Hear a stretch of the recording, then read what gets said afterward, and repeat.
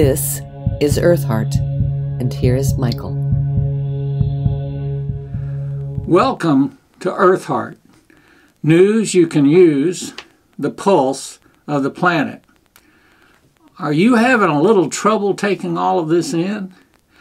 A hurricane forms in the Gulf of Mexico in a matter of days and then sits in South Texas for almost a week. Houston gets 50 inches of rain, flooding 100,000 homes and wiping out 40,000. And before Harvey goes away, Hurricane Irma comes, running up the middle of Florida, putting much of the state in darkness for days and weeks.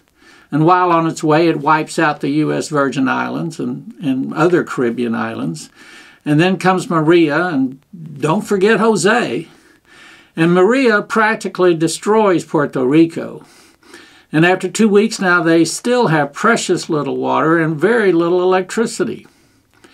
And before that crisis subsides or gets under control at all, a gun-toting white man from Texas decides to spray bullets on 20,000 country western concert goers from the 32nd floor of his Las Vegas corner hotel suite.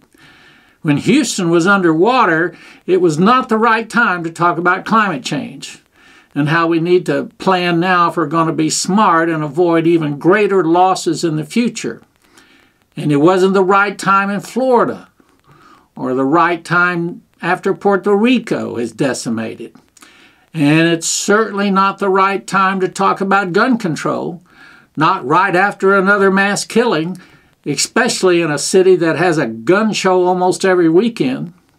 So if after $500 billion worth of storm damage, it's not the right time to talk about climate change, and after 600 concert goers are injured or killed by machine guns, it's not the right time to talk about machine gun control, when exactly is the right time?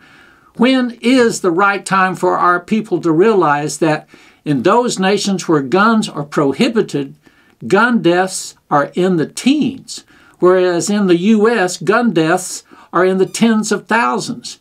Do you realize there are 1.1 guns for every American? That's 1.1 guns. That's not a recipe for self-defense. It's a prescription for annihilation. When is the right time to have the true national dialogue and establish a plan of action that deals with the reality of climate change? The statistics are clear. The more guns, the more gun deaths. The more carbon emitted, the more climate change deaths. And it's not just deaths. Guns bring more than death. They bring pain and heartache and the loss of our humanity. And climate change will bring more than just death. It will wreck our economies, and it will provoke war. It will deny our children of a prosperous future, for it will flood our coastal cities and our industries and desiccate our cities and farms in the highlands. Last week we saw Michael Moore on Broadway. Oh, he was funny and provocative and, as usual, to the point.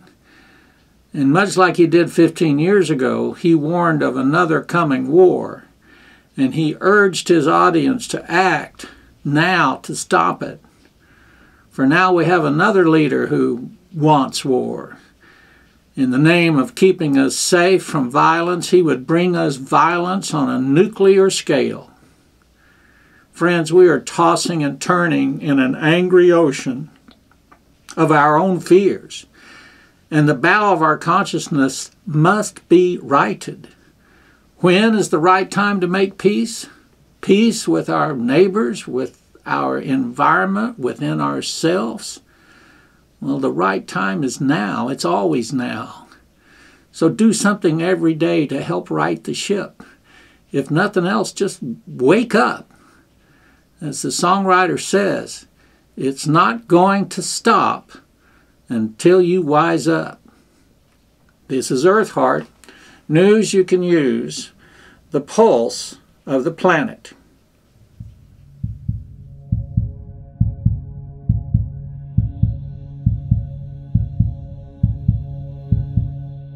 Earthheart is produced by Michael Osborne in cooperation with James College.